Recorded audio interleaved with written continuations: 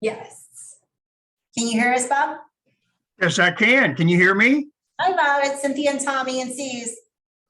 You do what? Say who? It's Tommy. Hi, Tommy. Hello, Cynthia. And Suze is here. Hey, Tommy Lou. What's up, guy? I've been answering all the questions for all the agents around here on contracts since you've been out. Well, and I appreciate that. That's a good thing. You're a job security for me.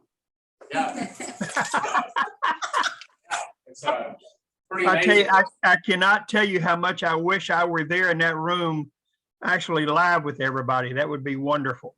You will be soon. Yep, we're working on it. Yeah, we had a big fried chicken dinner last night. It was great. In your honor. You know what? I had a Babe's fried chicken yesterday, didn't I, Cynthia? I guess this was, it was incredible. It was wonderful. If you ever want to watch, there's a surgeon with a piece of chicken. Take him to Babes. It's worth the $12.50 lunch. It's amazing. Mm.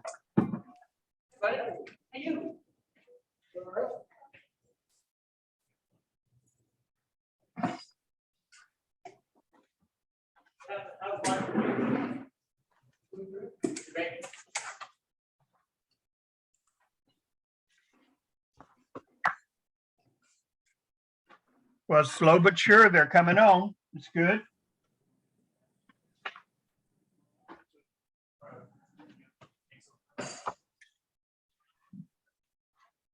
How are you doing, Suze? Doing good. I'll hop out here shortly. I just want to make sure everything's good to go. Okay, well, yeah, don't leave me high and dry because something will go wrong. Well, okay, so when that happens, I'll need to call you. Remind me, what's your number? It's 214. Okay. 218. Okay. 8880. Okay, wonderful. Awesome. Okay, because with me and technology, something always happens. That is how that is. Okay, it's great. We got 10 people on there now. And our 2 folks that are kind of semi in the office or in the training room there.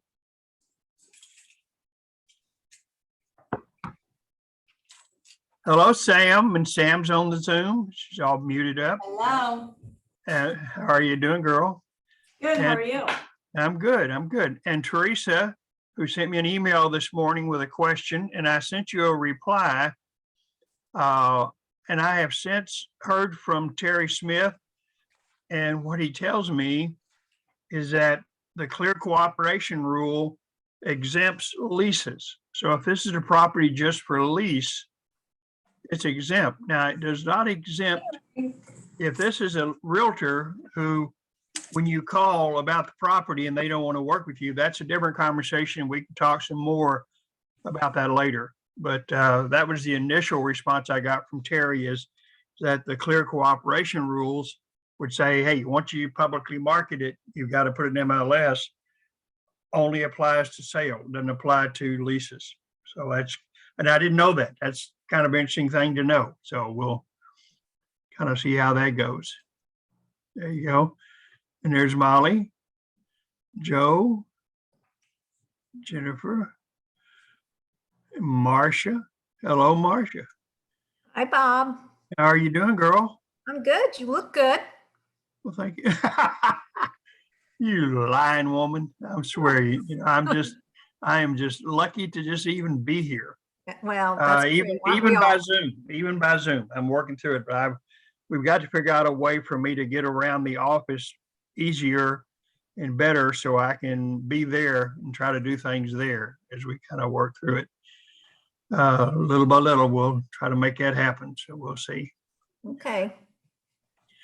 So I do want to go ahead and get started. We got 14 now, plus our couple of people in the class. So I do want to go ahead and talk about what we're going to talk about. And I do expect, because just of the nature of this class, to maybe be open to a little bit more Q&A than perhaps normal. But when you've got comments or questions, please make them and be patient with me as I'm patient with you, unmuting yourself and give me the questions and whatever. But there are several things that have happened, have come up in recent times in dealing with aspects of the contract that I want us to touch on. And I really will be appreciative for things that Marcia has picked up on that have happened in the hotline and questions she gets that we want to talk about, some things that show up in the contract that we need to deal with. So hopefully you got my email, and so you pull down and you have the 1 to 4 family contract available there to you. I think it's also was in our Facebook. I think Julie put it there, so we'd have it available there to be able to deal with. But there are a couple of things that have popped up that cause us to really be needing to be extra diligent when we represent buyers or sellers, excuse me, but especially buyers on properties where there are controls and security systems that are not fixtures or that are not lease fixtures, and that fall under paragraph 2C of the contract. We're having a challenge with sellers who take some of the things that are kind of the brains of the system, even though we talk about in paragraph 2C of the contract, and hopefully you have the contract there in front of you, and you look in paragraph 2C under accessories, and it talks about controls, transferable rights. Our challenge is we don't think that's really very well defined. We're not sure that the seller and the buyer really understand exactly what that means. The concept of it, from our perspective, is that the buyer expects everything to be there that would impact on them being able to use any of the systems, that control the property, all the way from garage door openers to security systems to the thermostats to everything. I know we also addressed that in paragraph 10B of the contract. We deal with all the smart systems. But what this is causing us to have to do is really something that we kind of should be doing anyway. We're just going to have to be more diligent about it because systems have gotten more sophisticated and people are doing things. We've always had the challenge in the past with things like security systems leased and owned and monitored and not monitored, and what goes and what stays. And then you throw in the new, ring systems and all those things, and it gets to be a little bit of a challenge. And what we got to do is have a great sense with conversations with our buyer, for example, to get a sense of what they expect to have when they close on this, they go out to their new house. What do they expect to be there? How do they expect to be able to do things? If there are controls, if there are systems, we need to have those conversations. And then we need to have following up on that. We need to have a conversation with the seller, with the listing agent, to find out what is there and what the seller expects to take and what the seller expects to leave. And there went Nick McCoy, who just stuck his head in and then went back out. Bye, Nick. Hello, Nick. Hi. And so we need to make sure we have more in-depth conversations. And what we've got to do is not just assume that the seller's going to leave all the stuff the buyer's going to need and not let the buyer assume that's what's going to happen. We need to make sure it's actually clearly addressed in the contract, whether that's something in special provisions dealing with the business detail, or whether that's something that goes in a non-realty item addendum. It needs to be something in the contract, because what happens is we tend to have conversations, sometimes emails and text and phone conversations, and we think we've kind of worked it out, and then all of a sudden the buyer closes on the deal, goes out there, and things are missing, things that are really important for helping do things in media rooms or whatever. And even though we talk about media rooms and we have that information thrown in there, and we've got that in paragraph 2B, the reality is there's frankly, we can't cover all of what the systems have today. I mean, it gets almost daily, it gets revised as more complex. We've just got to have those conversations with our client and get a sense of what they expect to have happen. Because we don't want those surprises after the fact, because if we don't have the conversation, our client, and I think rightfully so, looks to their agent to say, well, I don't understand how all this stuff works. How come you didn't? And how come we didn't address it? And so you need to make sure you kind of have those conversations. I know that we've had a number of people who had situations like that. Does anybody have a comment or something they want to say about that? Something that they've experienced that we should all be aware of and need to address? I'm open to giving you time to unmute yourself and tell me, well, Bob, here's what we found and here's what happened and here's what do we do about that? Anybody have anything?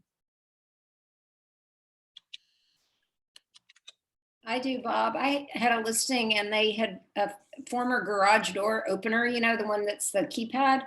Yeah. That hadn't worked for a long time, but none of us thought to disclose that it didn't work. And then because they have to give over those codes, when the buyers moved in, they were kind of upset that the code that they had seen or the box that they had seen did not work for them. Okay, that's interesting. So when the track inspector does the inspection, is that something they do or do not check? What was your experience in that, Carol? No, that's not something an inspector inspects. Okay, so now that we know that, that's something that we would want to have checked, isn't it? Yes. Who would do that? The seller? Well, the seller, and sellers, sellers don't think about this a lot, do they? Sellers say, well, we never use that. We haven't used it in years and it doesn't work. We didn't even think to tell you that it didn't work because we don't ever use it. And so it's going to take someone asking the question. And as a listing agent, when you've got that nice house and you're working through it, the listing agent may say, okay, let's talk about this. Garage door opener, keypad, does that work? Do you use that? Doesn't use that? Because here's the good thing. If it doesn't work, well, we don't ever use it and we don't think it works, disclose it. And then let the buyer say, well, wait a minute, we want it to work. We don't care about it working. We don't ever use those anyway. In fact, we're glad it doesn't work because we don't want people outside wandering around to be able to try to punch in and get in our house. So everybody's going to have a little different idea, but that's a great point, Carol, that we need to make sure we think about that. And because you've had the experience, remember one of my great phrases, everything that happens on this transaction will change what you do on the next one. So you now are aware of that. So on the next deal, you'll say, whoa, they got one of those key things. And it's not just garage door, it's also entry to the house, entry to other things, parts of the property. So any of those kinds of things, you'll have to think about that now and say, okay, we need to talk about it. Does it work or doesn't work? Because in all honesty, they're not being mean or vicious or whatever, but sellers, there are a lot of things like that they just don't think about because they haven't used it for years. And they didn't even realize they needed to talk about it. So that's a great point. Thanks, Carol. Anybody else have something? Follow up on that? That's a good point. Because your buyer may be really keen on using that and really likes to use that, and then finds out that they can't. And then the whole process of reprogramming and dealing with the remotes for the garage doors and for other parts of the property, that's just going to become, particularly in your higher dollar properties, that's going to become more and more sophisticated, more complex. Fortunately, as an old guy, nobody expects me to understand any of that. So they won't look to me to explain it to them, and that'll be helpful. But now all you young people, they're going to expect you to understand it and explain it to them. So you got to get on the ball here. Anybody have anything else on that part before we move into our next little situation? Everybody good? Bob, I do. I have a question. Yes. Okay. That when the survey came in, the fence line of the neighbor was 4 feet into their property, and title knew about it. They were fine with it, but it really bothered my buyer. So what do you do in a situation like that when, of course, a survey comes at the very last minute these days? So, and it ended up being 4 feet something to do with the underground cables, so that's Yeah, why. okay. And then the neighbor knew about that. So how do Okay. you approach? It's a great question because it is a challenge. Now, in the contract, in paragraph 6D, where we deal with objections, one of the things that you would find yourself dealing with, if you get that survey, and often you're right, you get it pretty close to closing. That timeline that you have in paragraph 6D in the small blank doesn't start until the buyer gets the last of those documents, the commitment exception documents and survey. So at that point in time, when the buyer looks at it, even though the title company says, you know, we're okay with it, the reason the title company is okay with it is they're going to take an exception to the survey. It's not going to be covered. So they don't care. They don't care if it's a problem with the survey. That's not a covered item unless the buyer makes it a covered item in 6A8. And so the title company is saying, yeah, we're fine, doesn't help our buyer. Our buyer needs to be aware of it, think about it, look at it, say, okay, I've got a problem, and make an objection. And so in paragraph 6D, the buyer then makes an objection to the encroachment. And that's what we're talking about. We're dealing with an encroachment. And so the buyer makes that objection. Now, it would have been really helpful if you'd also had your buyer amend the survey exception in paragraph 6A8. And because that would cause them to have recovery. And when they do that, that causes the title company to now stand behind encroachments.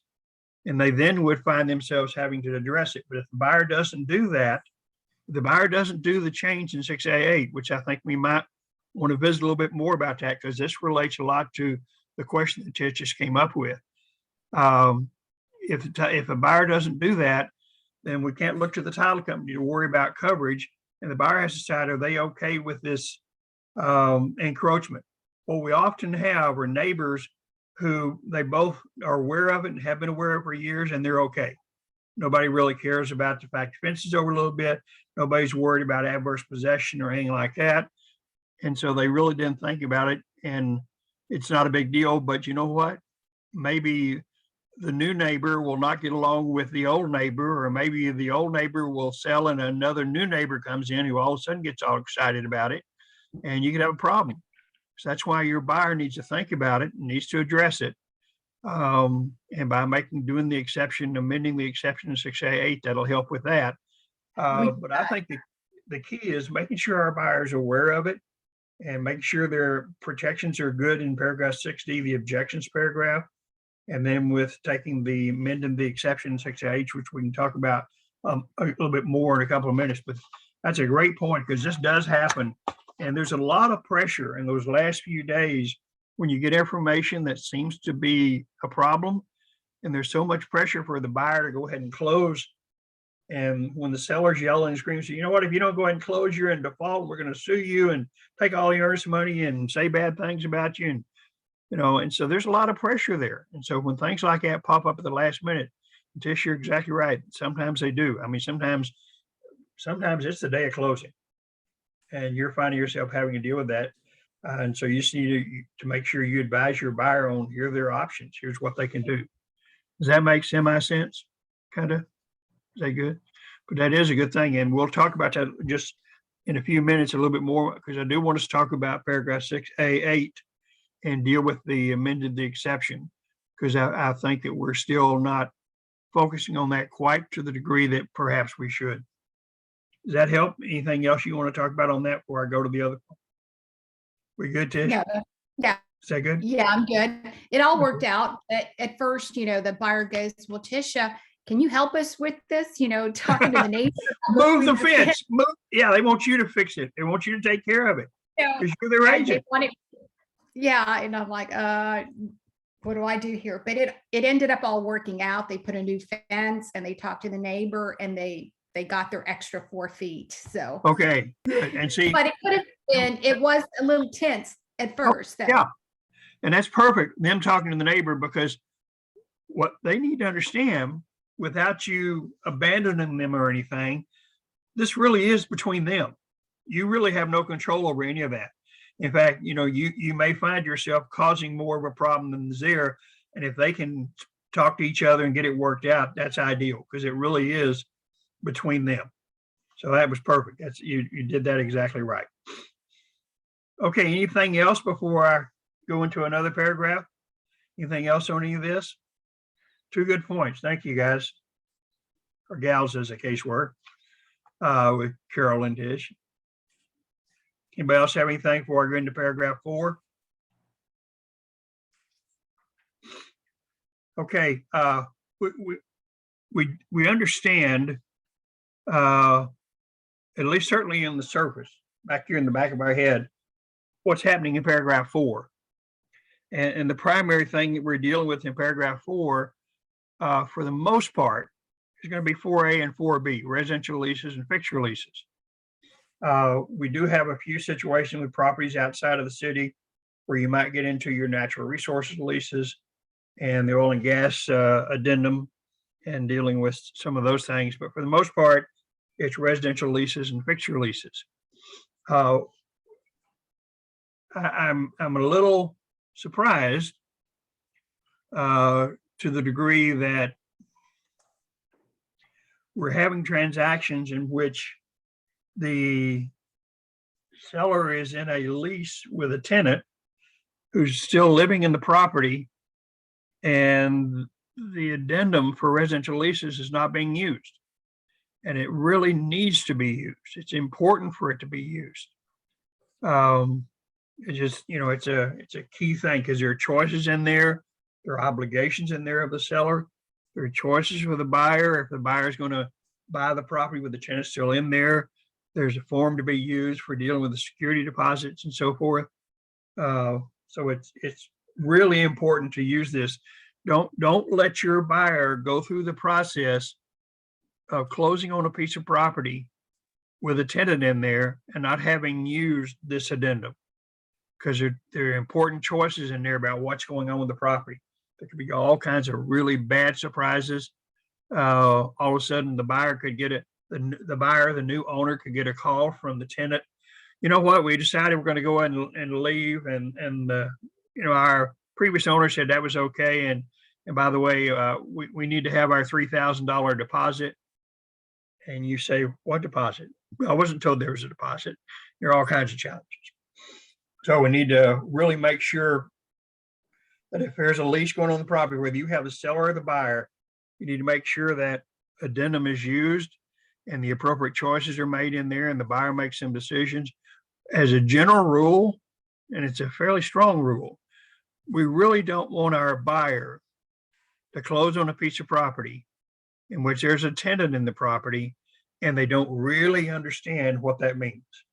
And they cannot ever rely on the fact, well, the tenant says they're getting ready to move out, so we're going to go ahead and close on the 15th. They'll be out by the end of the month, so everything is fine.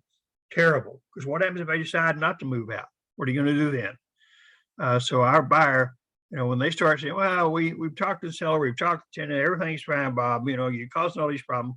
That's when you send that written notice and you say, hey, you need to get some legal advice on this because there are all kinds of things that happen and you just need to do that. On the fixture leases, our challenge with the fixture leases has really popped up in that some fixtures are not leased, they're financed. Well, the fixture lease addendum only applies if it's leased. And occasionally you'll have a fixture, sometimes a security system.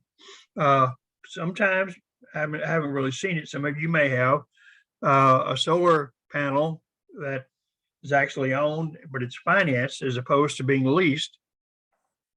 This addendum is only used if it's leased. If it's financed, you have a whole new set of challenges that you've got to buyer if they're going to move forward. We had just fairly recently, towards the end of last year, we had a buyer who was going to buy a piece of property and the solar panels were owned by the seller, but they were financed, not leased, but financed.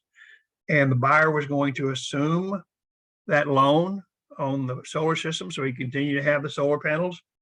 As it turns out, the buyer was not able to assume the loan. And it created all kinds of challenges with the contract and working through and move forward. So if you've got a case in which a fixture is leased, but not, it's owned but not leased, but it's financed, you have some due diligence there that you got to work through and deal with. So please be aware of those two addendum, how important they are. Any questions or thoughts on some of those that we need to address and deal with? Anybody have anything? Hi, Bob. Yeah, Hi, Sue. How are you doing, Suyan? good, good. I just a quick I question. have really missed seeing you in the office. How have you been? Good, good. Bob, I have a quick question about the residential lease. Yeah, I'm a listing agent for a property. They have a tenant. The lease end of this year on August. So if I want to put this house on the market, do I need to give the notice to the tenant? I will sell. Landlord will sell for this house. well, first of all, that's going to be an obligation of the landlord because you're not managing the property, correct? Okay. Yes. Okay. And so that would be a decision they have to make because if you do it and then all of a sudden their tenant decides to move and then the house doesn't sell and the landlord sit there with a property that they don't have any income coming in, they get all mad at you. So the landlord needs to do that. And they've got to make a decision based on their relationship with the tenant, what they're going to do, because the risk is they could lose the tenant overnight. And then they've got this vacant property that they have income coming in that they don't have income coming in. And that may be a problem. That may be a good thing for the landlord. Landlord may be happy for the tenant to move, but that's going to be a landlord tenant decision. What your landlord's requirement's going to be is that they understand we've got to disclose to any potential buyers the fact that that there is a tenant in the property and that the lease won't be up until August, is in your example. And the landlord needs to be familiar with the residential lease addendum and understand their obligations under that addendum. Okay, gotcha. Does that Thank make you. sense? Okay, Yes, you're very makes sense. welcome. Thank You're you. very welcome, sir. Thank you. Good question. Anything else out there before we move it on? You guys are doing a good job with some good Q&A. Of course you are. I mean, that's who you are. You are good at that.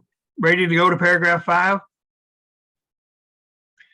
There's an interesting little thing happening in paragraph. This is where you put your thumbs up. So yeah, Bob, let's go to paragraph 5. I'm ready. Hurry, hurry, hurry. I've been waiting on paragraph. Lots of questions for paragraph 5. Here's something that we need to be aware of. There's an interesting little paragraph within paragraph 5 that sometimes gets overlooked. And that's paragraph 5A3. The amount escrow agent receives under this paragraph shall be applied first to the option fee, then to the earnest money, and then to the additional earnest money. Now, what this means is that if there's going to be an option period in paragraph 5, in other words, if you have in paragraph 5A, you've got an amount in there for your earnest money as you deal with it, and you've got an amount in there for an option fee. There are no circumstances in which the buyer can only pay the earnest money, because any money that goes to the title company automatically initially is applied to the option fee as stated in paragraph 5A, then to the earnest money. The only way that you can only be paying the earnest money is if the buyer is not going to have an option period. So that in paragraph 5A, where it talks about, and it's got a blank for as the option fee, they've got 0 in there. So the buyer is waiving and not going to do an option period. So they're not going to pay an option fee. That's the only circumstances in which the money that's going from the buyer to the title company is only going to go to the earnest money. If there in fact is not an option period and not an option fee in paragraph 5A, then the buyer can just pay the earnest money.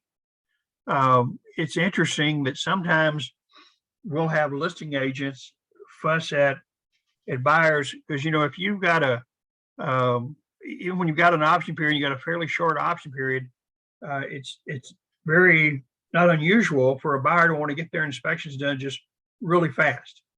And so you may have a contract and the effective date of the contract is today and the buyer won't start inspections tomorrow. They have a 5-day option period and they haven't paid the option fee yet. They haven't paid any money yet because they've got that 3 days, but they want to do their inspections. We've had problems with the listing agents and sellers say, whoa, you don't get to do inspections until you pay the option fee. Well, there's nothing in the contract that requires that. The right to do inspection under paragraph 7A is totally separate from what we've agreed to in paragraph 5. So you've got to be prepared sometimes to deal with that because you can't hold up a buyer's right for their due diligence, a right for their inspection based on them paying an option fee, whether it's within that time frame or even later. The two have nothing to do with each other as you work through that.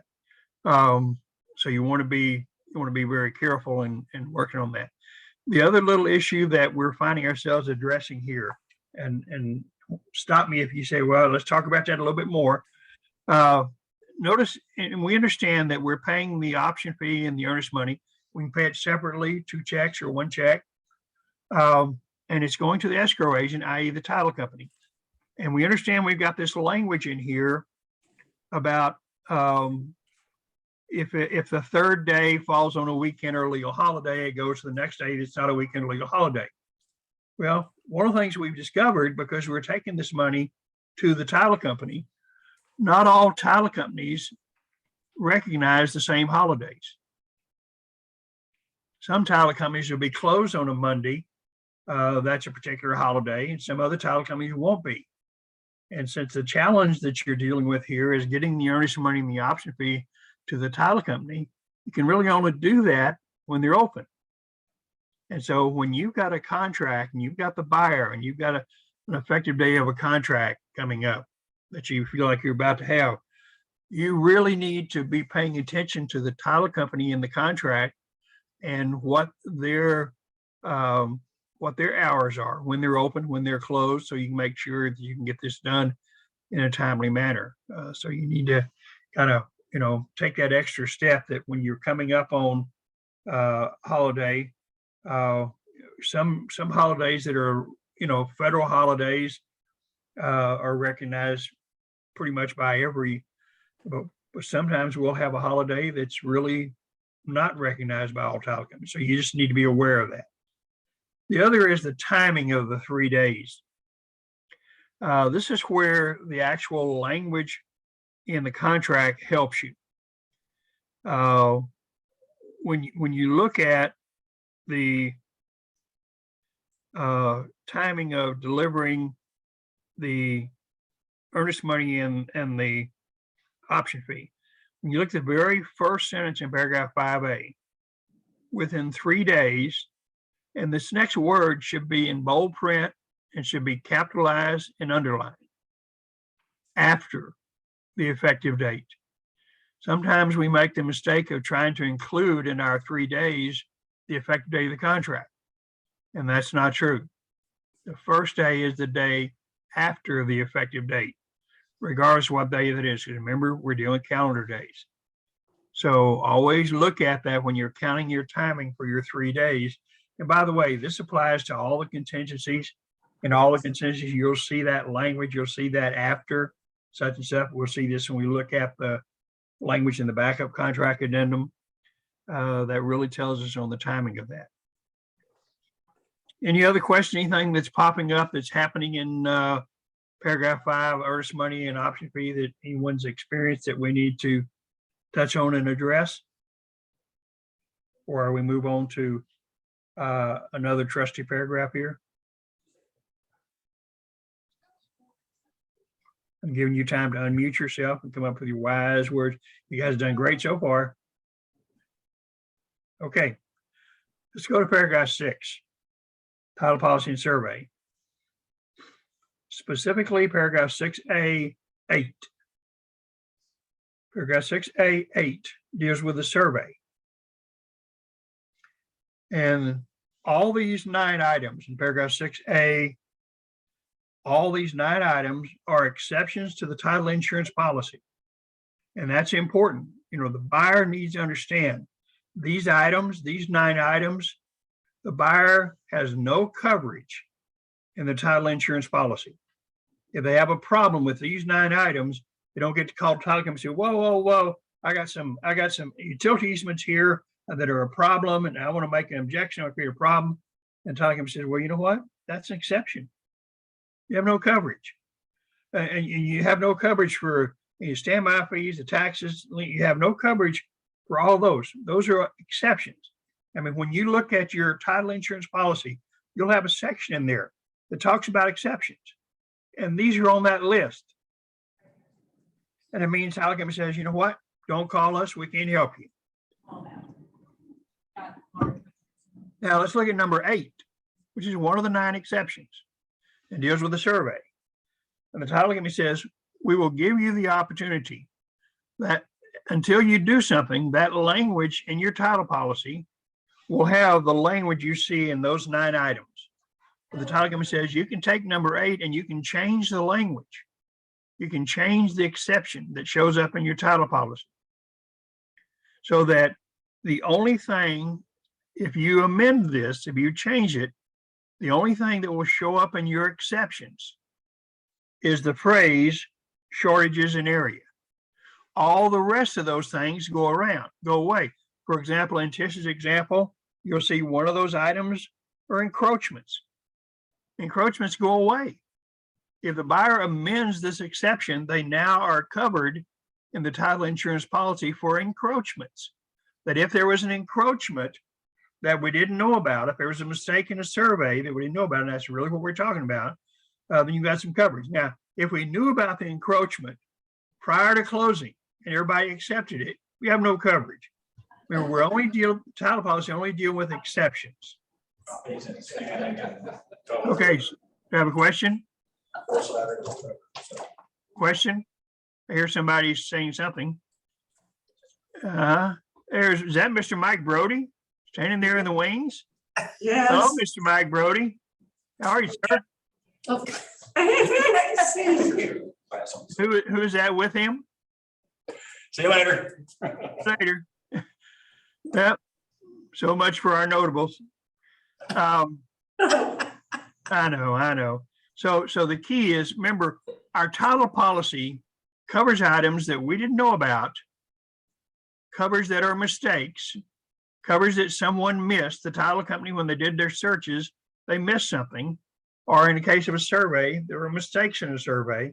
But if you knew about it prior to closing, you're not going to have any coverage because the title company says you've accepted it. If, for example, in Tish's example, if we knew about the encroachment prior to closing and the title company said, well, you didn't amend, so we don't care.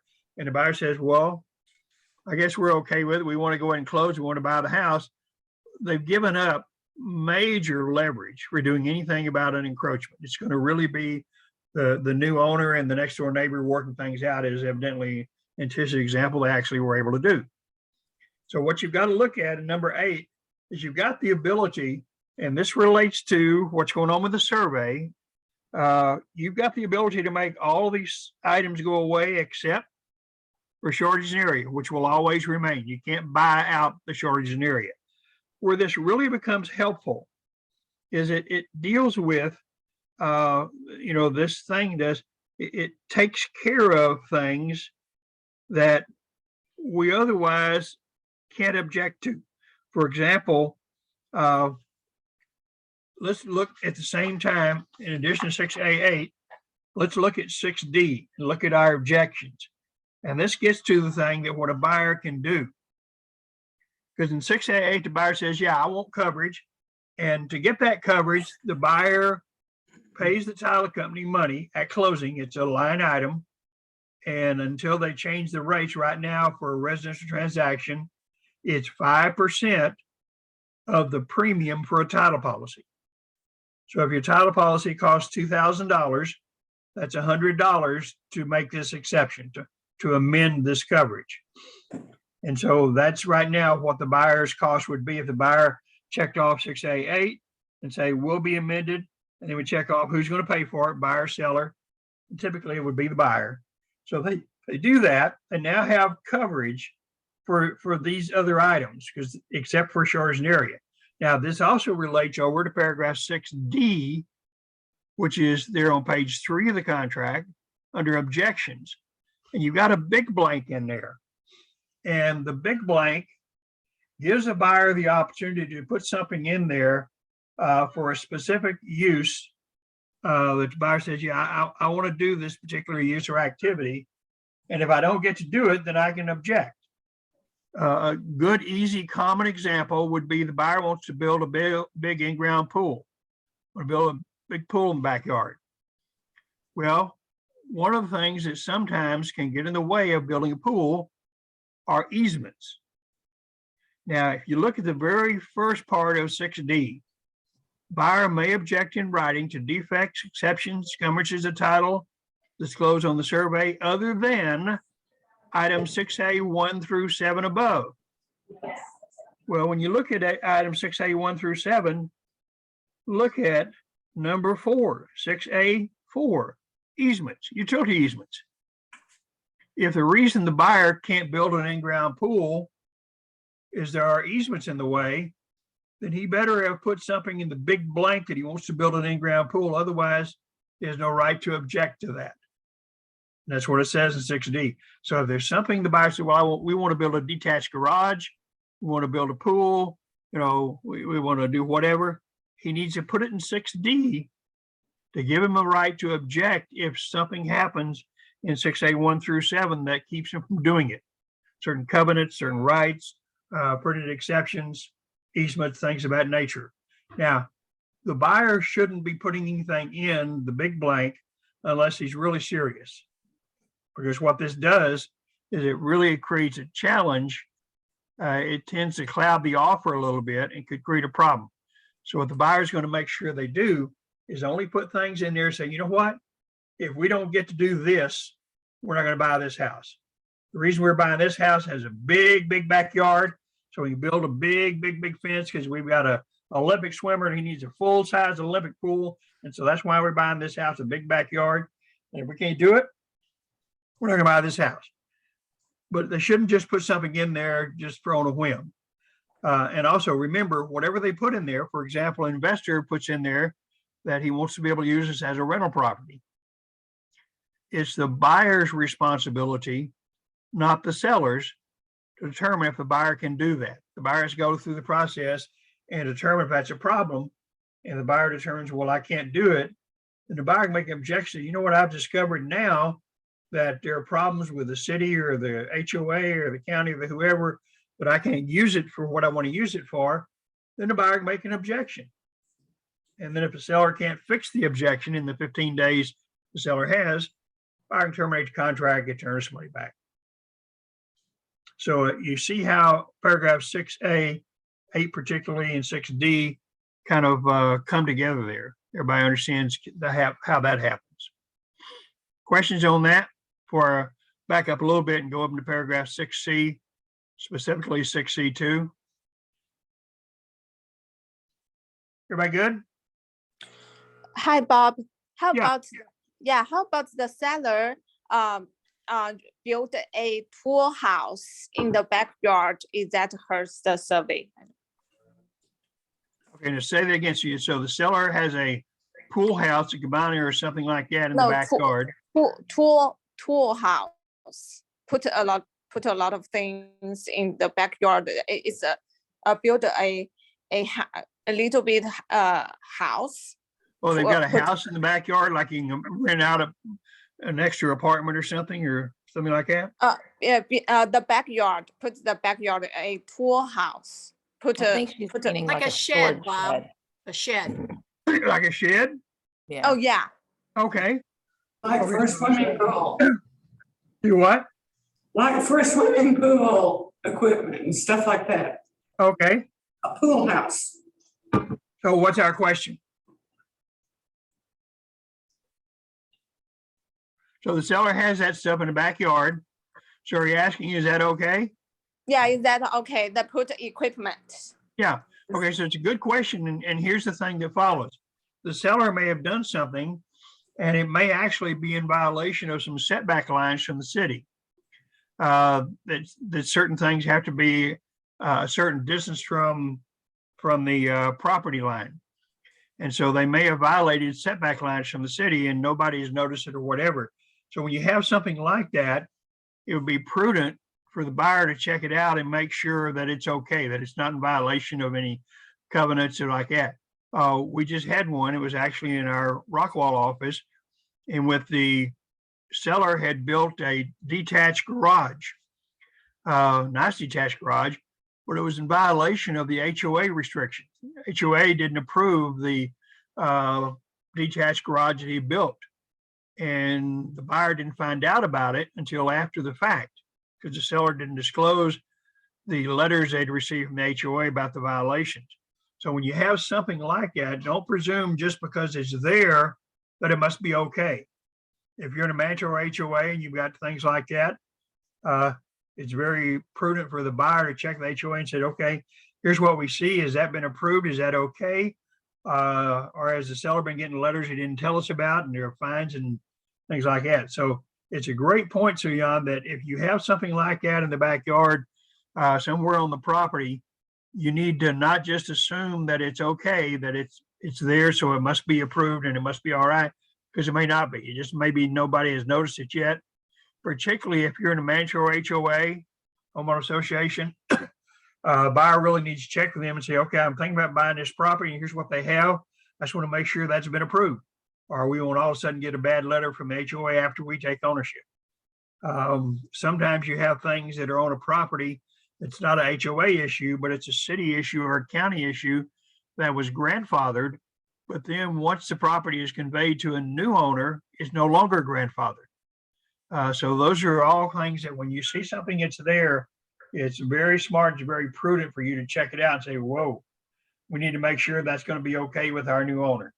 So that's a really great point, Suyan.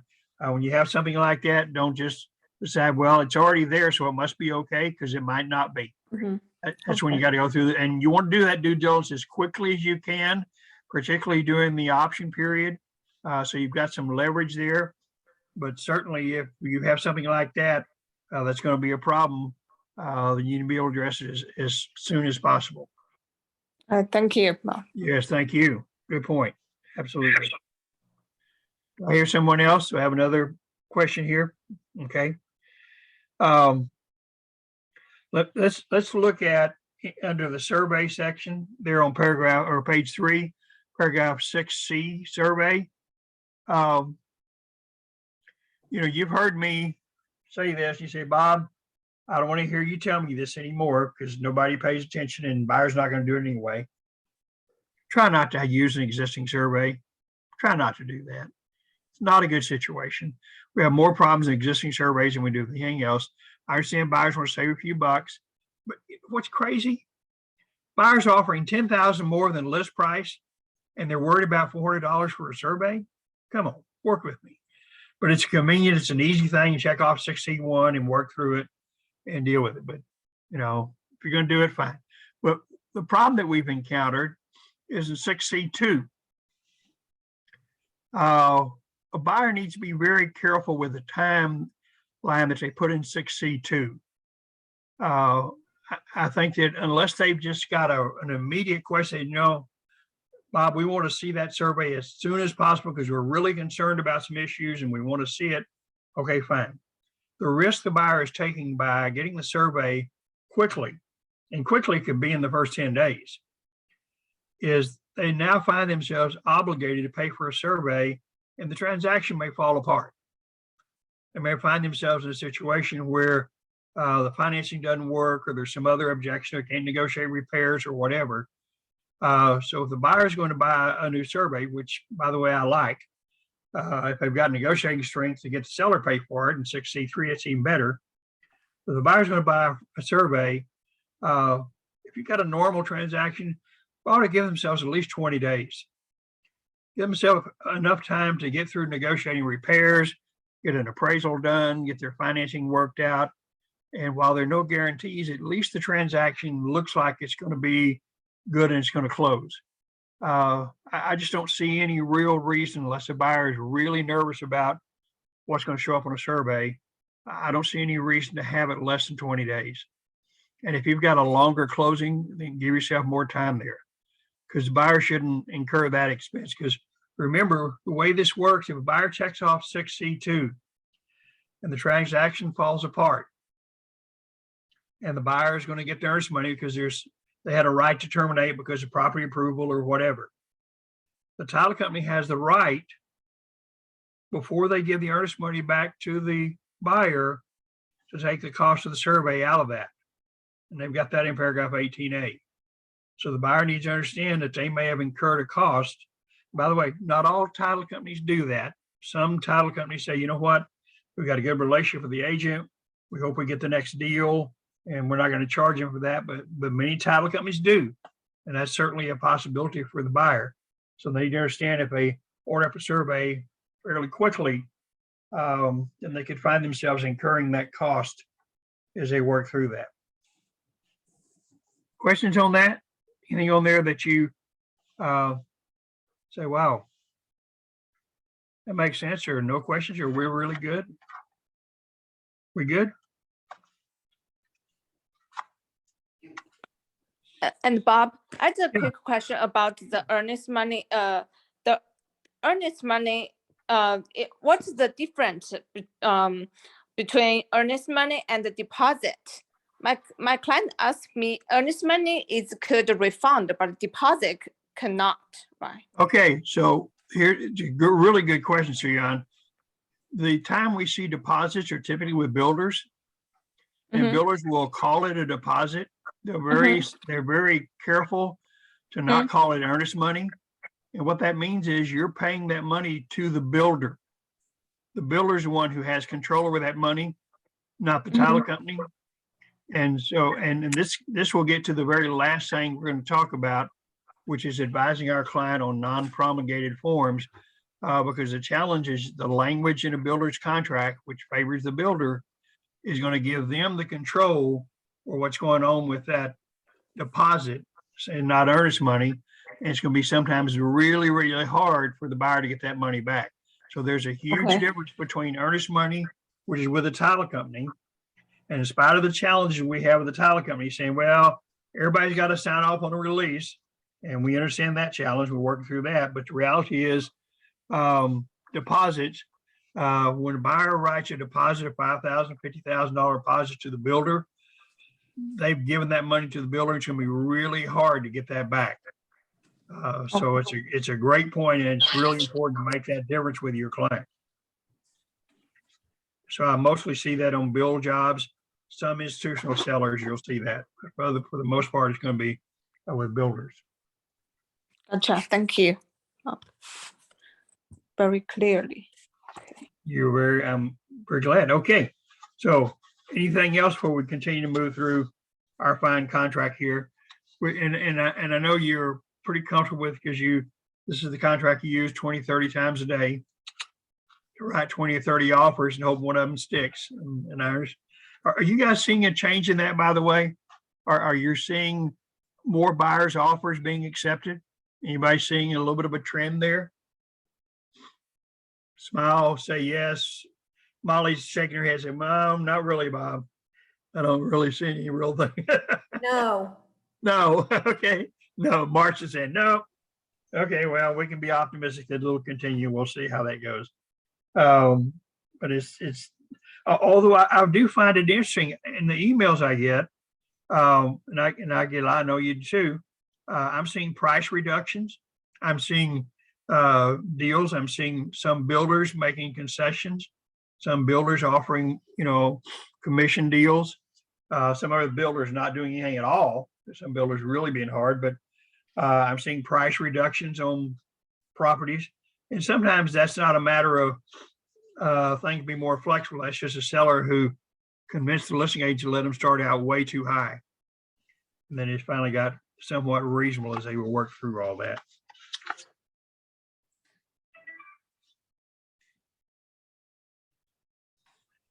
Okay, so hello,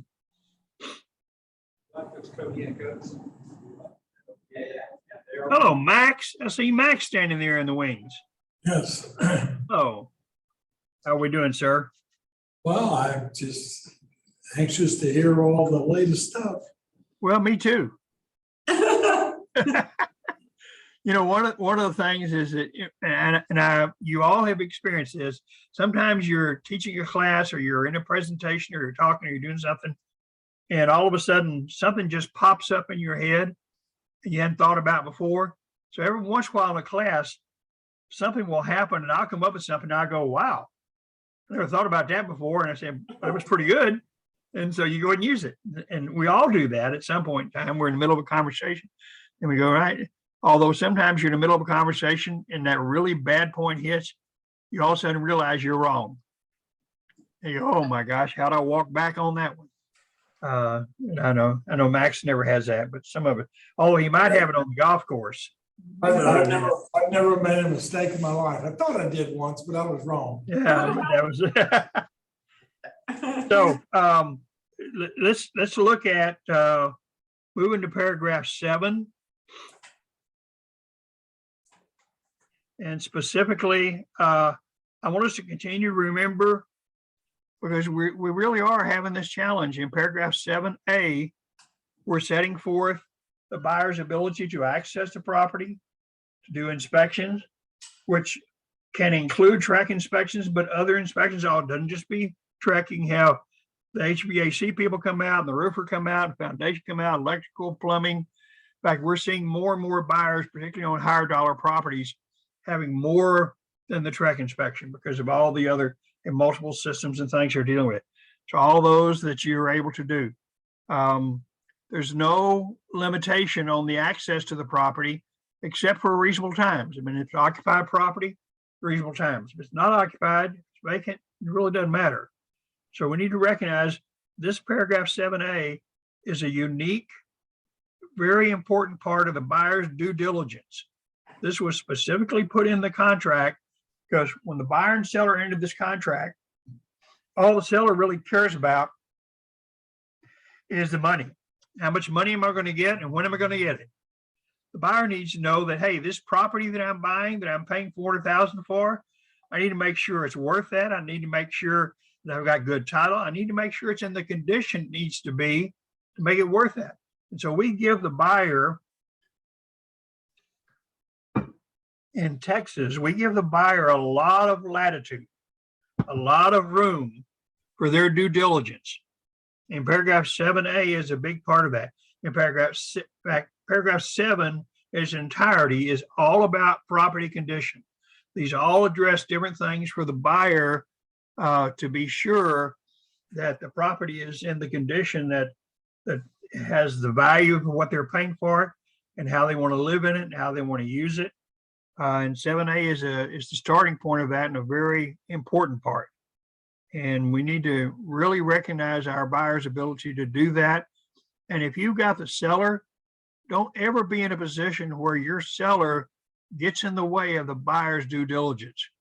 Because if anything goes wrong later, then your seller is in trouble because they got in the way. Buyer says, well, you know, I didn't know about this because the seller wouldn't let us do this.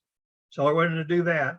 And we've had sellers, for example, who had things in particular rooms in the house. One seller, for example, and we understand it, but it was the room where he kept all of his guns and things, all his weapons, things like that. And it was always locked. He wouldn't let them inspect it, wouldn't let anybody in it. Well, we understand his caution, but that's a whole area that the buyer doesn't have the ability to check it out. And so when the buyer closes and then moves into the vacant house later, he finds all kinds of problems in that room. I think seller's got some liability. So as we work through all this, seller needs to understand they've got to cooperate with the buyer. It's absolutely to the seller's benefit to do that. You work through it. So 7A is a very important part of that first step of the buyer's due diligence. Good with that? 7B, the seller disclosure notice. If you've got the seller, the best offer you can receive is one that 7B1 is checked off. In fact, if you've got the buyer, if at all possible, if the seller's disclosure notice is an MLS, pull it down, have your buyer look at it, In fact, have your buyer review it and look at it and approve it and go ahead and sign it. That's going to improve the offer from the buyer to the seller. One of our agents had an offer accepted and it was just at list price, only at list price, which is terrible. I get an offer just at list price, it's crazy. But it got accepted. And the listing agent said, you know, you did all the right things in your offer. And he said, well, you know, we tried to create a good net for the seller and we tried to take on all the costs. Yeah, you did that. But you know what you also did? You said along with the offer, the buyer had signed off on the seller's disclosure and 7B1 was checked off. So that right of termination for the buyer was gone. And that improved the offer from that buyer to that seller because the listing agent was smart enough to see the value of that and was able to explain that to the seller. So, wow, that's good. That shows we've got an agent on the buyer side who knows what they're doing and they made a really good offer there. So if you can at all on the buyer side, make an offer with 7B1 checked off. Now, don't just do it if the buyer hadn't had a chance to get it and review it and make sure they understand what really is going on with the seller's disclosure notice. Now, if 7B2 is checked off, the buyer has picked up an automatic 7-day free option period. Because the buyer has a right to terminate from the time they don't receive it, which could be day one of the contract, until the buyer receives the seller's disclosure notice, and then 7 days after receiving it, or closing, whichever comes first. And they get to terminate for any reason. Not have to do it, doesn't have to have anything to do with the seller's disclosure notice or condition of the property. They just got up that morning and said, nah, we don't want to buy this house. If they don't have a seller's disclosure notice, they can terminate and get their money back. Very, very powerful right of termination. And most semi-reasonably good listing agents understand that and recognize that that's what's happening. And so they see 7B2. In fact, if the seller is going to counter at all and they get an offer with 7B2, one of the things they're going to change, they're going to get that seller's disclosure notice out to the buyer. And one of the counters they're going to have is 7B2 is going to get changed to 7B1 because they want to take away that right of termination with the buyer. Now, if you've got the seller and you receive an offer with 7B2, but at the same time, the buyer is paying $250 for a 7 or a 10-day option period, you don't have to counter the offer if you're going to accept it anyway, because those two rights of termination will run parallel to each other. And the seller hasn't given up any additional rights. They're going to go ahead and accept the offer, get the seller's disclosure notice to the buyer, starts at 7 days, and they already had a 10-day right of termination, unrestricted right of termination. So the seller hadn't given up anything, you just got free money in the option. So you need to look at what else is going on there before you automatically counter an offer by changing 7B2. That make reasonable sense? Now, don't let those investors out there, those institutional sellers, check off 7B3. They don't qualify. They're not on the exempt list. They're not on the list of 11 in the property code. So you need to be able to work through and to deal with that. We just had a situation fairly recently where the seller, see, I'm running them off already. Look at that. You're just going to be leaving. Thank you. Okay. Bye. Come back and see me when you're in the neighborhood.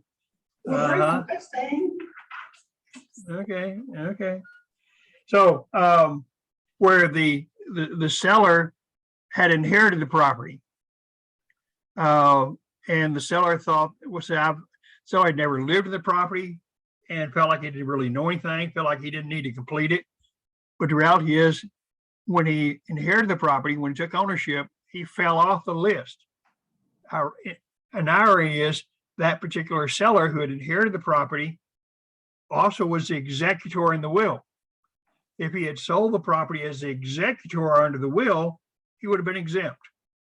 But he went ahead and took ownership as he did, he no longer is exempt. He's got to do a seller's disclosure, got to do the seller's disclosure notice. So part of it is the timing of who the seller is when they're selling. Are they on the list or not on the list? Everybody good with that? Any questions there? I often hear, look on question. Question, Bob. I have my buyer. We received the seller disclosure. In the seller disclosure, the seller tell the house has gas line, but this house we checked in the cooking range they use electric. So I called the listing agent, asked is this house could use gas. She tell me she don't understand, she don't know because the seller use the electric to cook to the fireplace, but the neighborhood use the gas. So how so are you do saying I that- prove? Okay, wait, so you just contradicted yourself. So are you saying that the property did have gas or did not have gas? In the seller disclosure, the seller sign a closure, this house has a gas line, but the listing agent told me the house, the cook range use electric. They never use gas, but Okay, the but neighborhood use gas. Okay, so the seller may have chosen to have electric appliances and chosen to use electric, but there may be a gas line to the property? Yes, in the seller disclosure, the seller checks the gas line, have the Okay. gas line. But Okay. the cook range use the electric and the fireplace use electric. Okay, but gas was available to the property, so the buyer needs to check out and see if they want to have a gas range in the house and fireplace and so forth, what's going to be involved to actually have that that gas line that's available to the property actually be activated. So your buyer needs to find out what's involved to do that. And there Yeah, could be so- costs yeah. and so forth. So the seller may have correctly said there's gas available to the property, but that doesn't mean that the seller is using gas. Now, when the buyer does their inspection, the buyer's inspector will be able to determine what's going on with the gas line. But the buyer's going to need to ask the gas people and the appliance people what's involved in actually activating that gas line. It may be available to the property, but it may not be active, it may not be hooked up. So the buyer needs to find out what's going to take to hook it up, how expensive is that going to be, and what's going to happen. So the buyer needs to do some research there. At least you've been warned as you work through it that even though it might be available to the property, the buyers are, the sellers, in fact, were using electric. And sometimes that's the case. Sometimes people will prefer electric ranges and fireplace and everything over gas, even though gas may be available. So you need just some research there. So normally, how do I research? I hire a No, inspector? you don't. No, so you don't. You know, you can find out who would have the answers. Your buyer needs to find out. Your buyer needs to talk to Atmos, or you need to talk to whoever it is that handles the gas in that area and say, okay, here's a property that my buyer's thinking about buying, and we're told that it has gas available property. We need to confirm that, but it does, and we need to confirm whether or not they actually can do it. You're going to have a plumber look at the property, because any kind of a gas line issue is a plumber issue, and a plumber's going to have to look at it and says, okay, you've got a gas line that's capped off. There's not a gas meter on the property, or maybe there is a gas meter on the property. In order for them to actually activate a gas line and have gas into it, you're going to have a meter. And so the plumber would determine what's involved in being do that. So you can get a plumber to go out and check it all out and see what's going on. So your buyer would have some information on that. Okay, That's who you gotcha. do the research with. Okay. Okay, Good thank question. you. Bob. Okay. Now, I hear people talk a lot about, and I hear sellers will put things in special vision, say, I'm selling this as is. It's an as is property. I'm not going to do any repairs. We need to keep in mind that this truly is already an as is contract. On page 5 of the contract, in paragraph D, you already see that it says under acceptance of property condition in paragraph 7D, it defines as is and tells you this is an as is contract. What that means to the buyer and the seller is once the buyer and seller have entered into a contract, the seller is not obligated to do any repairs. The buyer can ask for repairs. Just because it's as is doesn't mean the buyer can't do their inspections, can't negotiate repairs. Even if the seller puts in special provisions, the seller says, dadgummit, it says as is, where is, knows is, you know what's here now. I'm not going to do any repairs. Don't even ask. Doesn't matter. The buyer can still inspect. Buyer can still negotiate repairs. They can still go through that process. It's already an as-is contract. And we see to understand what that means. Now, none of this gets in the way of the buyer's due diligence. Don't let your buyer feel like that they've lost any rights to do inspections and to negotiate repairs.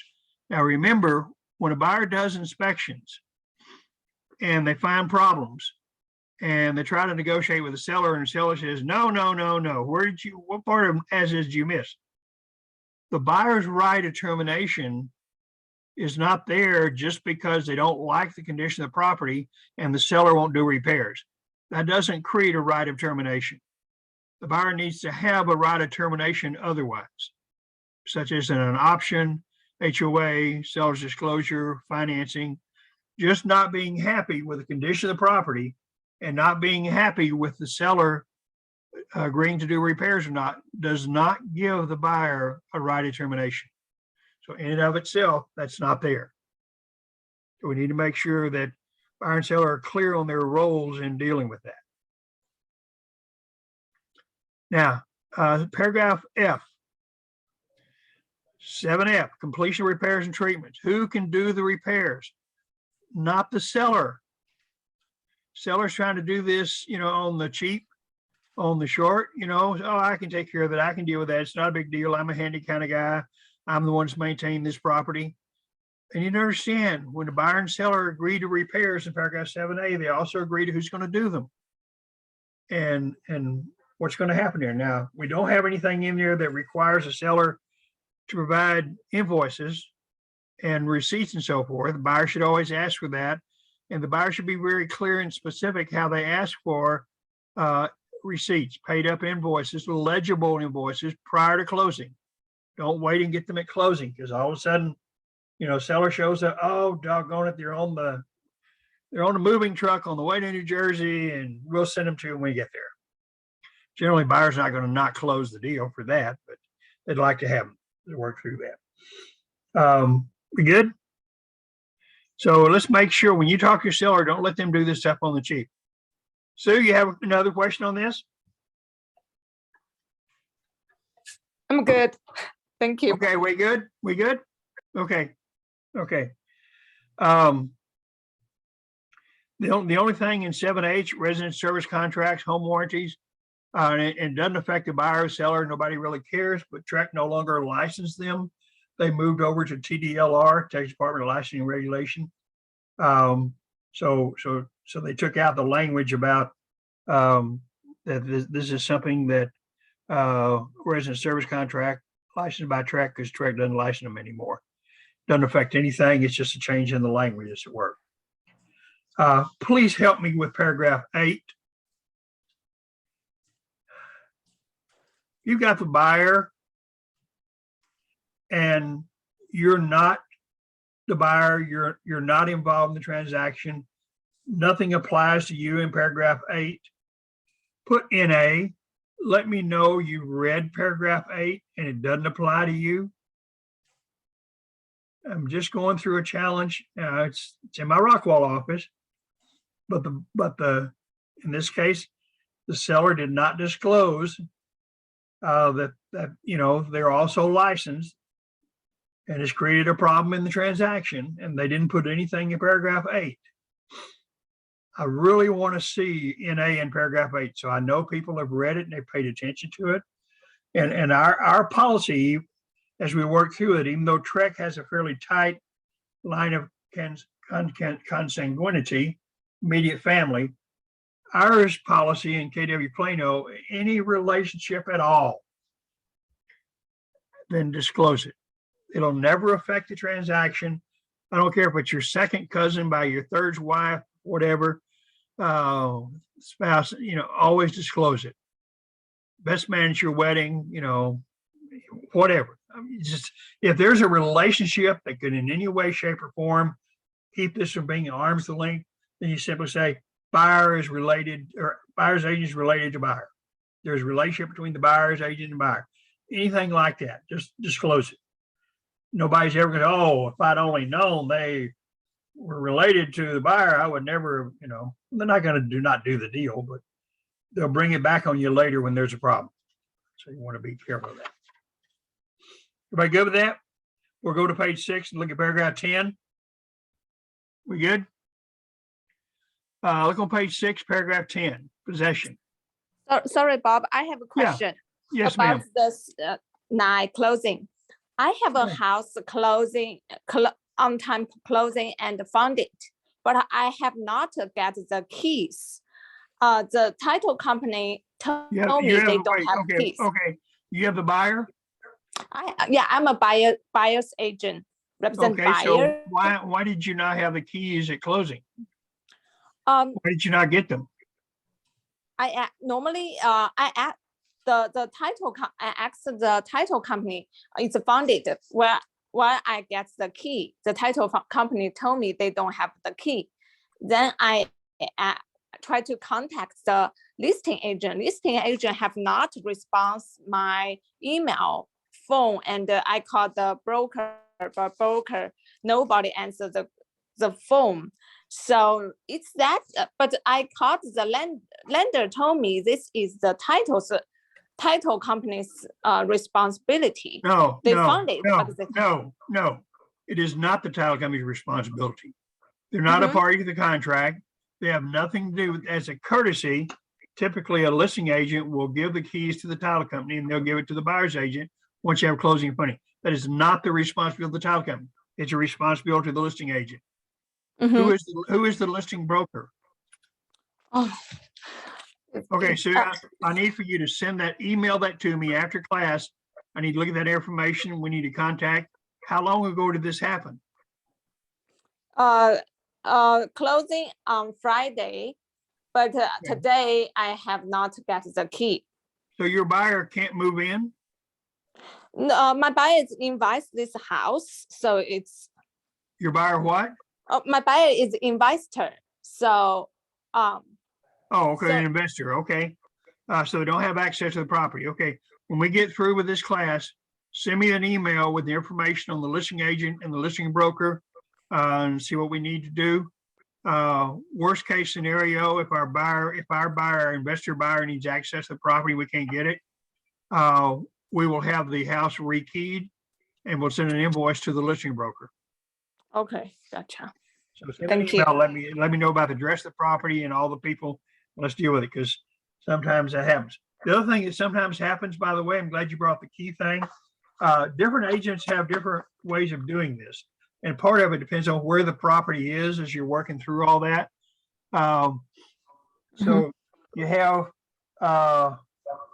you're getting towards close to closing, your buyer's on your walkthrough and everything. And sometimes the buyer's agent going through walkthrough will go ahead and take the key out of the key box. So they've got the key ready to give it to the buyer once you have closing and funding.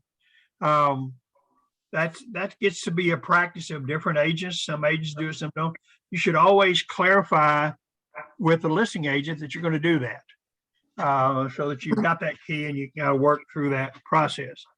Because sometimes you've got a challenge where particularly we're sitting here and you got the property in Fort Worth and we have closing and funding and you call listing, well, I'm sorry, I thought you got the key. The key is in the key box on the house in Fort Worth.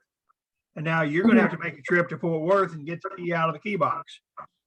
So as you work through that, so try to coordinate that as much as you can prior to closing. So this is one of those things, as much as you can get done prior to closing, and not just, you just can't just assume that the title company is going to have the keys at closing before you have a closing, particularly if it's an agent or a company you're not really familiar with. Talk to the listing agent before closing and see Mhm. about whatever arrangements you need to make to get the keys before closing. Does that make sense? Yeah, I see. Good. Okay, good. Gotcha. Okay. On page 6, in dealing with paragraph 10, possession and dealing with 10B, smart devices. This is where we need to make sure that we've taken care of getting the access codes, all that kind of stuff over to the buyers. Make sure the seller understands their obligations under paragraph 10B and 10B1, what they've got to deliver.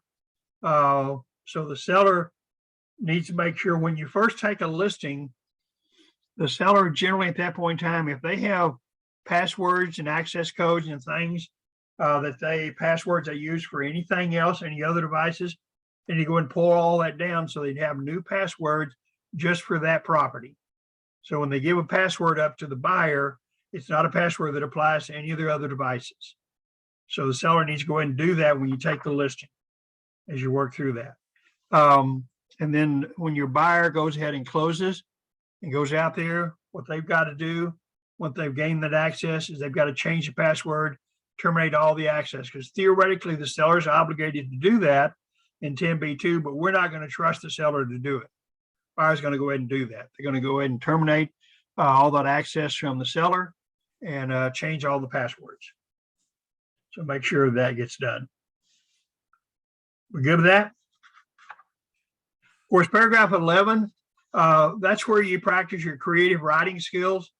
When you want to write all those great phrases and continue, you just do that. That's why we got a lot of space in there. So you get to do that.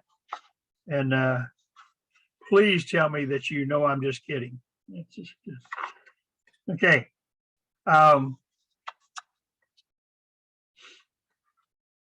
Paragraph 21 on page 8 of the contract.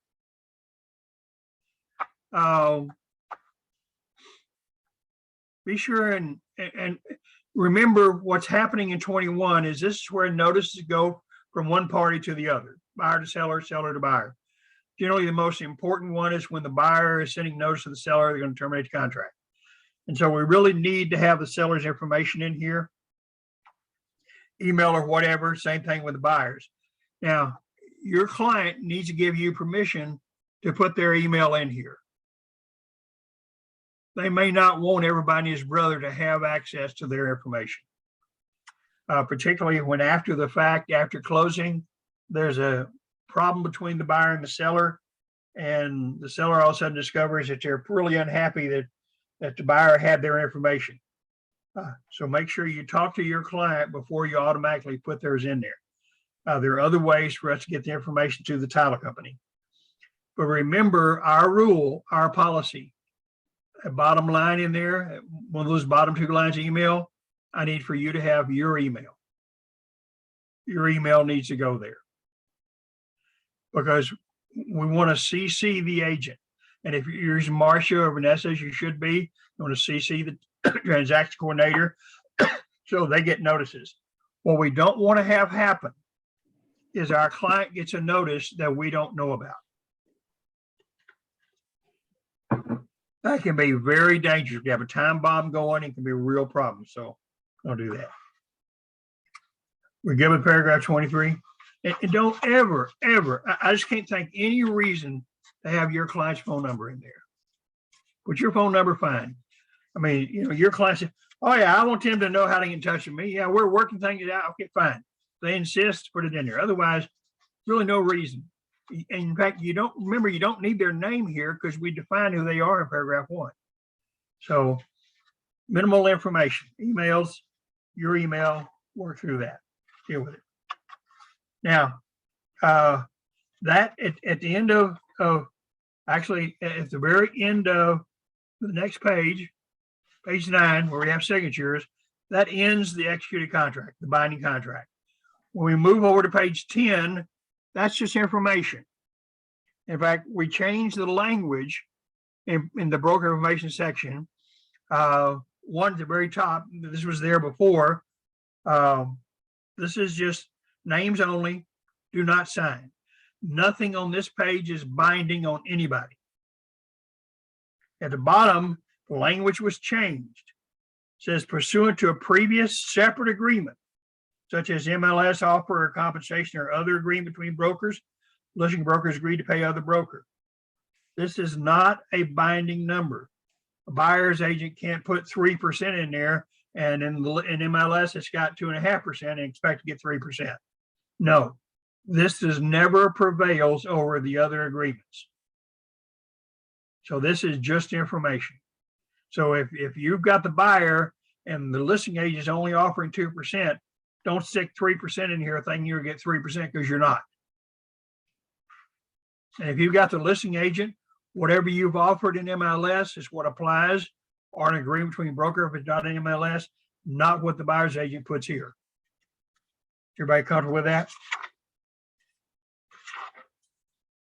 We good? Questions on that before I go to some of our addenda? Good questions on this, guys. Thank you very much for that. Hopefully you got the addendums that I and the notice that I mentioned in the email. I'd like first to look at the notice of termination of contract. I just have a quick little couple things on this. Does everybody have that? You see that? So on the notice of termination contract, you've got 7 items, 7 pre-printed items. You got an 8th item, which can be other. We've had a challenge with an agent checking off the wrong box. Sometimes because you just automatic, check off number 1 because that's the option. When in fact, the buyer may not be terminating under the option. You may be past the option. You may be terminating under property approval or under mandatory HOA, under buyer approval, 2 or 3 or 4.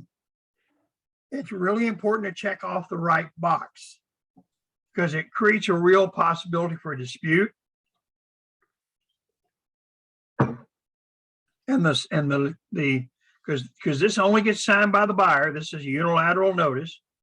And if you check off the wrong box, the seller could take a position, whoa, that's not even a valid termination because you checked off the wrong box. Now, this gets to the situation, maybe what's checked off is box number 8, and the buyer put something in there that makes no sense at all, or buyer may say, well, I don't like the condition of the property and we're not going to buy it. Or seller failed to disclose stuff and lied to us, so we're not going to buy it. Well, if you have the seller, if the buyer puts that in there, because this is unilateral, this is just from the buyer to the seller, not anything on here where the seller accepts it. What you have to advise your seller is you need to seek some legal advice to determine if this buyer has made a valid termination or not. This becomes really important to know whether or not this is actually terminated. Particularly if you're sitting there with a backup contract you like better anyway. You really need to know if this is really a termination that the seller says, yeah, that's a valid termination. It really has terminated. It's done. It's gone. It's over. But you need to say to your seller, if they've got something in there that says, wow, I don't think the buyer gets terminated for that. They checked the wrong box, or they put the wrong information, number 8. Well, buyer needs to seek legal advice to determine what their rights are as they kind of work through that. Don't just let it go automatic as you kind of work through that. The other challenge that we have, sometimes the buyer will check off number 1, and they are within the option period. In fact, often they're in the last day of the option period. And so they're in that 10th day of the option period. And that afternoon before 5 o'clock, they send this over. And what else do they send over at the same time? What do you think?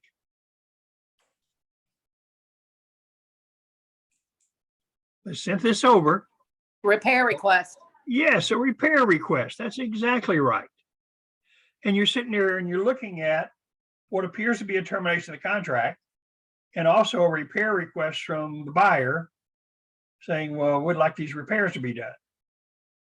And when you talk to the buyer's agent, say, well, they don't really want to terminate the contract unless the seller's not going to agree to do the repairs.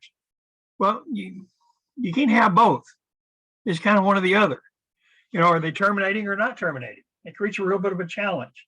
Now, you've got to look at all the things that are going on in the transaction, and how it's going and whether your seller wants to do this kind of stuff or not. But in some way, shape, or form, the parties have to agree, the buyer's got to agree that he was just kidding about that termination and have that rescinded if the buyer and seller are going to come together and agree on the repairs. Because that creating, Don's right. We have that happen way too often. I know Marcia sees it. And we go, wow, what do we do now? If you've got the buyer, please don't do that. Please get this worked out in some other way, shape, or form.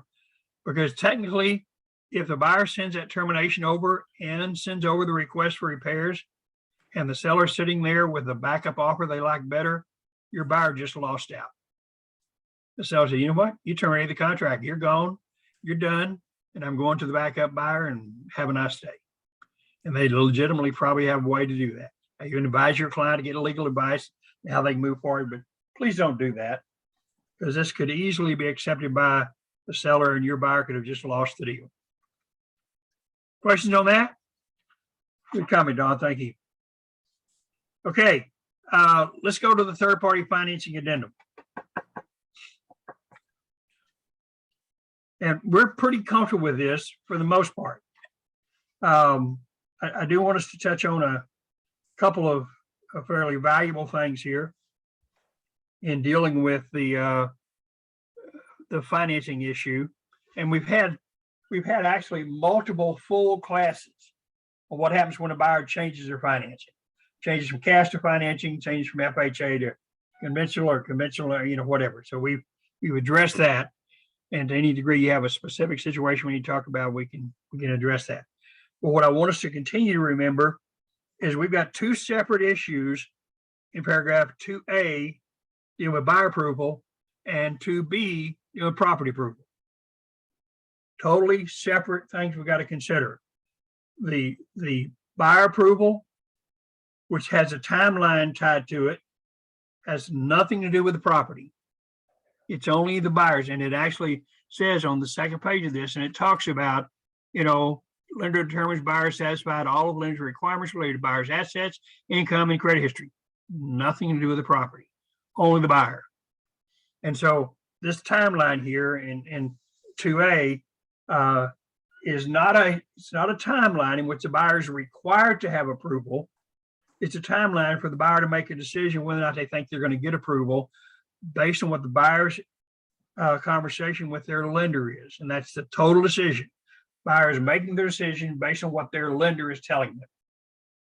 Now, our challenge in 2A, there is no language that says the buyer, if they terminate based on buyer approval, which is that second thing in dealing with under the notice termination of contract of buyer, there's no language that says the buyer has to have something from the lender giving to the seller where the lender says we don't approve the buyer.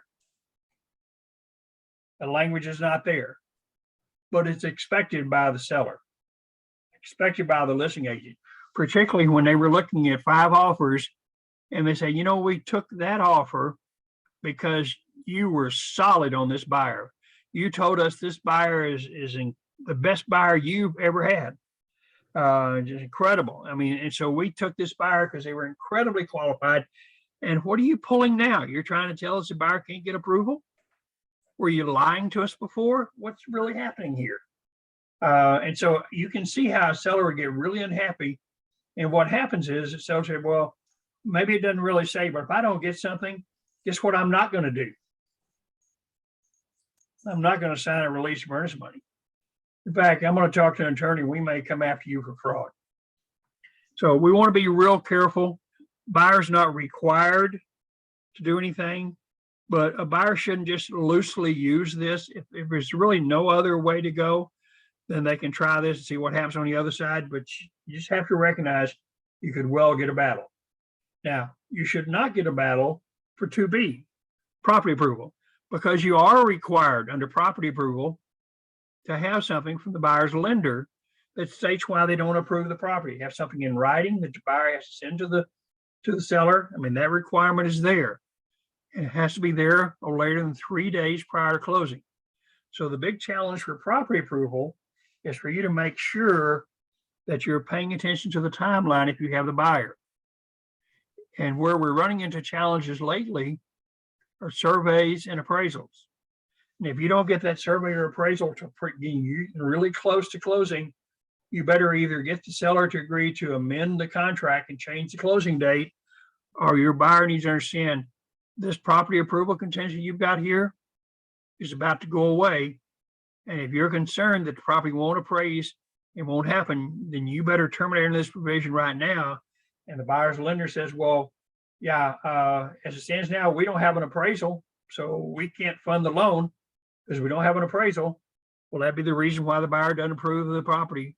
And so buyer sends that over, but they got to do it no later than 3 days prior to closing.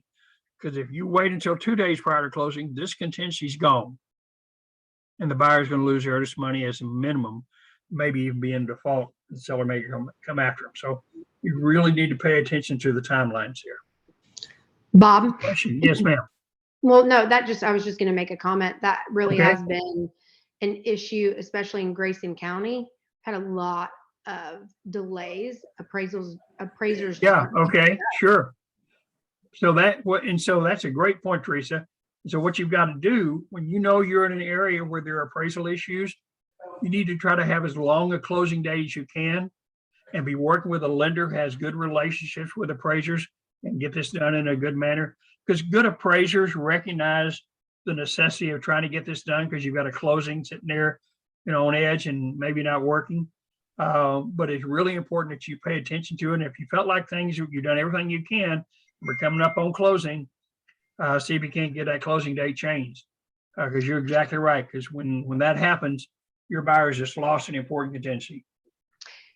And I have a follow-up question. So from an appraisal perspective, is there a certain timeline that they're required to get the appraisal back? Well, I suspect, and this would be a good lender conversation, someone else may have the answer under FHA and VA that when an appraisal is ordered, they have a certain amount of time to get that appraisal back. I don't know what it is. I'm sure there is. That'd be a good lender conversation. But yeah, so good question. Thank you, Teresa. Thank you. So any other questions on third-party financing addendum before we go to one of your favorite addendums that are not used often enough, backup contract? I love the addendum for backup contract. I love backups. If you've got a buyer who keeps losing out on deals, really start looking in MLS for properties that have just come back on, or properties that have where your buyer lost it, and they're in contract with another buyer. Get into a backup. We're having, and I'm sure Marcia's seen this and some of the rest of you, we're having more contracts fall out than we've ever had before. And they're falling out quickly in the first few days. And so if you're sitting there in a backup position, you're in a great position for your buyer to be able to get into that house that they really wanted. So when your buyer loses out, go ahead and get into a backup contract and make use of, we've got in our intranet a process for splitting up the option fee on a backup. And so if your buyer is going to pay a $250 option fee, it's going to pay $10 now, and the other $240 on the amended effective date. That way your buyer has that opportunity to be in that first position for only $10. And that's a great position to be in. So have your buyer go ahead and do that on a property that they really like as they work through it, and be able to make it work. So I'd really encourage you to make use of the backups and working through that. And give yourself as much time as you can in paragraph B on the backup contract addendum. That's the date that is the kill date, because if the first contract is still in place when that date hits, your backup contract is terminated. So make sure you give yourself, and normally it's going to be the closing date of the first contract. But sometimes the first contract closing date gets moved around, and you put a date in here that was originally that closing date and they moved it. And if that's the case, buyer and seller need to go in and amend this date in paragraph B, change it. Because when this date hits, it's a kill date. I mean, it just automatically kills it. It's done. So make sure that you do that. The other thing, the language is a little different on this then to settle with the property addendum in dealing with the timing. We've got a date in here, and then seller must notify buyer immediately of the termination of first contract. And then for purposes of performance, the effective date of the backup contract changes to the date buyer receives notice of termination, not the date that the seller sends notice.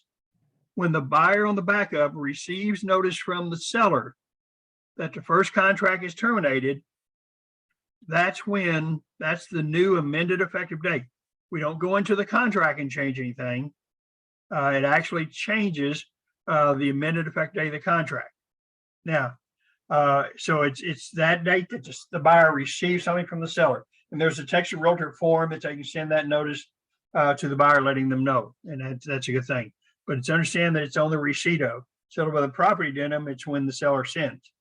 So there's a little bit of a timeline there. The other thing, if you've got a backup, because you're aware of and you understand the concept of the amended effective date, in the closing paragraph for a backup contract, you're not going to put a date in there because you don't know when your backup might move into the first position. So you're going to put like 20 days after the amended effective date, or 30 days, or whatever time frame you need. But because you may receive notice the day before the date that you've got in paragraph B, the day before the closing date in the first contract, you may receive notice that your backup is in the first position. Well, if you put that date in your backup contract in paragraph 9A, you're going to do all the stuff you need in one day. You need that time frame. You need that 20 days to be able to do that as you work through that. Does that make reasonable sense? We good? So this affects a couple of those kind of things as you deal with that. Questions on that? Okay. Yeah. Now, go ahead. This backup contract, is the listing agent fill out or buyer's agent fill out? Buyer's agent. The buyer's agent, Jan, fills it out. You fill it out when you make the offer. You're the one, for example, in paragraph A, the date in paragraph A, you get that from the listing agent. That's the effective date of the first contract. You put in the date for paragraph B, which is normally the closing date of the first contract. You fill this out. When you send when you send off for an offer on a piece of property that the seller's already under contract, your offer has to include this addendum for backup contract. In paragraph 22 of the contract, you have to check off the box for this addendum. Otherwise, the seller would be in two primary contracts. The seller cannot accept your backup without this addendum. So your offer has to include this addendum. Gotcha. Signed off by your buyer. Okay, gotcha. Thank you. Okay, good. Yeah. Now, we finished with the documents. I want to talk about one more thing. And we've had some things pop up recently. I mentioned in my email. And this is that part of the rules of the Texas Real Estate Commission that you're all pretty familiar with, 537.11. And it deals with unauthorized practice of law. And it deals with use of promulgated forms. We are only allowed to advise our client on how to complete a contract form that's a promulgated form. In other words, it's a TREC form. If it's not a TREC form, like if it's a builder's contract, you cannot advise them. We've had now 2 transactions. We've had Zillow listings in which Zillow says, here's the purchase contract you have to use. And it's about a 12-page contract. And they've got about a 12-page example that goes along with it. And they've got offer instructions. Now, if Zillow is saying you have to use this, or we're not even consider your buyer's offer, your buyer needs to be familiar with it. You have to, in writing, such as an email, tell your buyer you've got to seek legal advice on the effect of this non-promulgated contract form. I can advise you. Now, there's a fine line, and this is one of those little things that TREC does. As much as respect as I have for them, this drives me nuts. TREC has within that same 537.11, they got 2 rules. One rule we're required to disclose to our client anything which may affect title, which may affect their rights. However, we can't cross the line and tell them how it might affect them. The most common example you hear is if you've got the listing and they're dealing with a deceased person, the fact that someone died and someone, a survivor, owns property now, that could affect title. So you have to disclose that could affect title. What you cannot do is say how it could affect title. If you're using that Zillow contract or that biller contract, you can look at that and you can review it and you say, you know, there are provisions in here that could affect your rights as a buyer. I cannot tell you how they affect them. I can tell you they could affect them. You know, when you look, for example, the Zillow contract, it has some things in there that frankly are to the buyer's advantage. They got some things in there basically in the inspection, although there's an inspection time frame, inspection where it says, if you're not happy with the condition of the property, we'll let you terminate, get your money back. Well, we don't have that in the tract contract. So you've got some provisions in there. You got some financing provisions in there, some timelines in there that impact on the buyer's rights. They've got some things that deal with calendar days versus business days. All those things could affect the buyer's rights in a contract. How they affect them, we can't advise the client on that. So when you're dealing with those non-promulgated forms, you absolutely have to tell your client, here's some, you're going to be using a form that I cannot advise you on because that'd be unauthorized practice of law. You need to be aware that there's some things in here that could really affect you. You need to seek some legal advice on this. And it could be, you could get some help maybe from one of our title company attorneys, Charles Kramer, Kelly Milligan, more people like that, working through that. Or they may have to talk to one of the attorneys that are friendly with us and help us out. We need to help them understand that there's some things going on here that we can't tell them how it can affect you. Just like with the thing Suyan brought up earlier, deposit versus earnest money. Builder's contract says deposit. Buyer needs to know the difference between a deposit and earnest money that's in at the title company. They need to understand how much harder it is to get a deposit back than it is to get earnest money back. So these kinds of things, we've got to be very diligent as we help our client and work through this process. It just can be a real challenge. Any questions on that? I know, and by the way, this Zillow contract, while we're restricted on how we can advise our client on that, so is the listing agent. You know, a buyer can say, well, okay, you can't help me. I'm just going to deal directly with the listing agent. Listing agent is in the same boat that we're in. They have the same restrictions we do because they're licensed. They cannot advise the client on all the things in a non-promulgated form. So they've got the same thing to deal with that we do.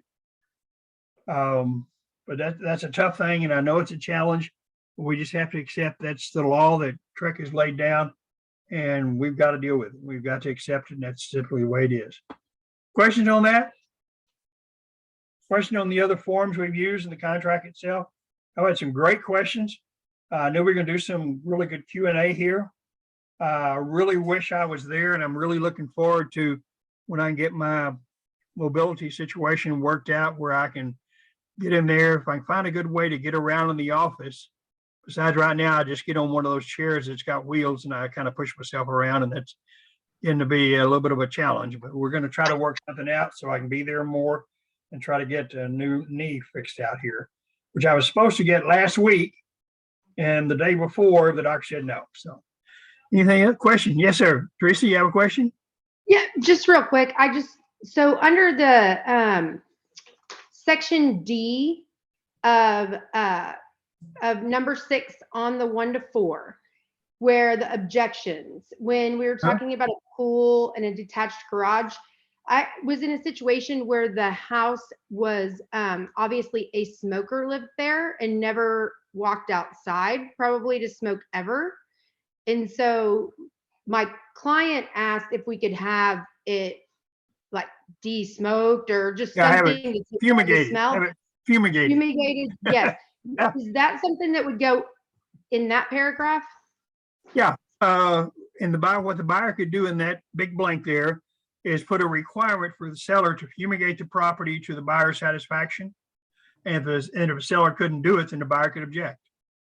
And they give them rights of termination. Yeah, Okay, perfect. I just wanted to absolutely. make sure that was the right Yep. place.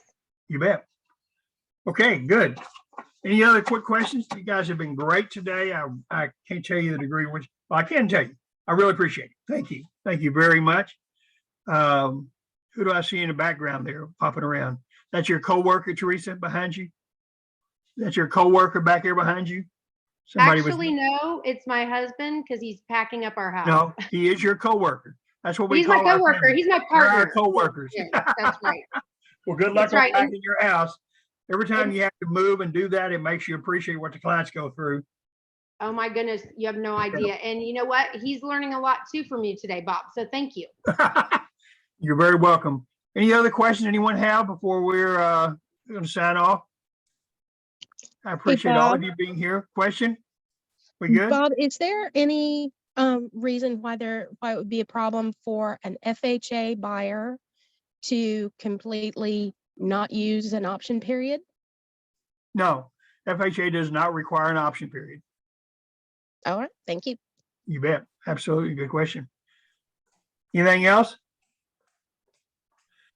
Guys, thank you very, very much. I appreciate it. I appreciate Sue's helping us set this up. And guys, continue to work together, and more everybody's going to get in and we'll get all engaged, and we look forward to a great 2022, especially with all our great people here. And if you haven't met Dusty Oglesby, who's going to be our new OP, getting all that stuff through, he is just a live wire. I mean, we're just so happy to have him here. He's a great addition to what we already have with Jill. We've got such a great group there. So it's going to be super. Thank you guys very much. Class dismissed. Thank you, Bob. Thank you. Thank you, Bob. Bye-bye. Thank you, Bob. Thank you. Bye. Take care. Bye.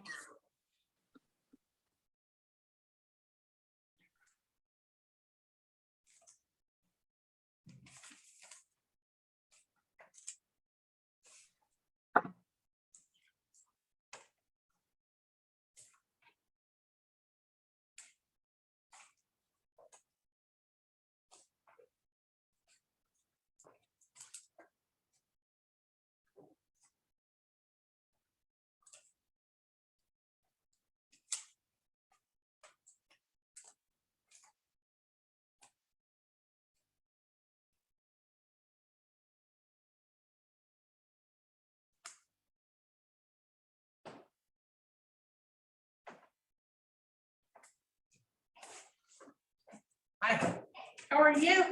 What do we have today? That was Bob, Oh. He thinks- who just signed off.